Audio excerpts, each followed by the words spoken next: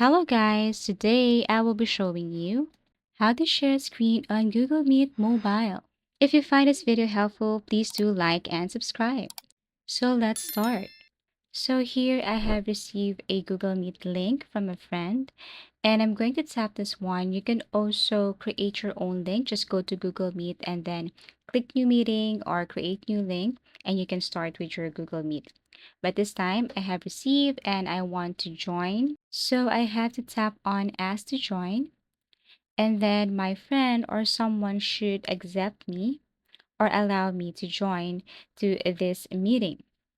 So once someone allowed me to join to this meeting, then I can now share my screen on Google Meet using my mobile application.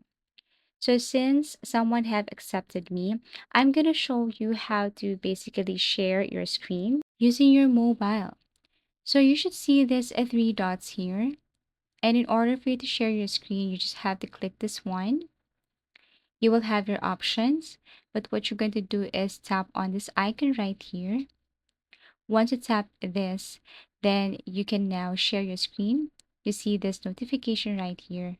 And if you want to continue to share your screen, just tap on the continue button. Now I'm sharing my screen and I'm currently using my other computer.